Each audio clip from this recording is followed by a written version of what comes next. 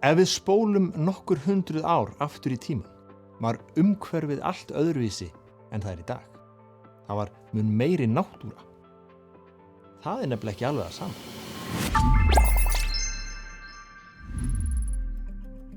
Umhverfi það sem umhverfis okkur. Það getur verið manngert, hús, götur, gosbrunnur. Náttúra hins vegar eitthvað sem ósnert af manninum eða því sem næst. Það getur verið tré, foss, heiði eða fjall. Á Íslandi má finna eldfjöll, jökla, vatnsmiklar ár og fossa, litrík háhitasvæði, risastór hraun, svartar eyðimerkur. Saman mynda þessi náttúrufyrirbæri stórbrotið landslag. Og þetta landslag í stöðugri mótun.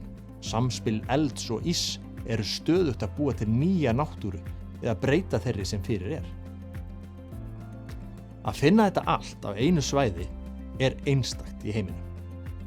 Raunar það svo að þeim fækkar sífellt stöðunum í heiminum sem óbyggð og þar sem náttúran ræður ríkjum. Það þess vegna líklegt að margir öfundi Íslendinga. En hvers vegna? Náttúra einhvers virði? Náttúra auðlind? Já, auðvitað. Í fyrsta lagi skulum við ekki gleyma því að við eigum náttúrunni allt að þakka.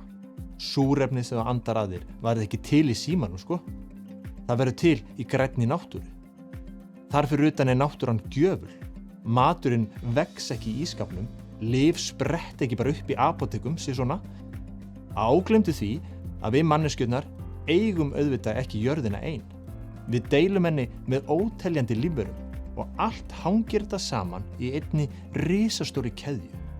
Hefurðu til dæmis pælt í því að ef býflugur myndu hverfa af yfirborði jarðar, myndi engin frjóvgun plantna eiga sér stað, sem þýddi að engar nýjar plöntur myndu vaxa, sem þýddi að dýr sem borða plöntur hefði ekkert að borða, sem þýddi að dýr sem borða dýr hefði ekkert að borða og þú dýr sem borða dýr og ekki reyna að bjarga á línu með að segjast vera vegan því að þá þarftu plönturnar líka. Við verðum sífellt að hugsa samspil manngerðs umhverfis og villtrar náttúru og hvernig við nýtum hana. Við verðum sífellt að endurskoða lifnaðarhætti okkar með hagsmuni náttúrunnar að leiðarljósi, því við eigum allt undir henni.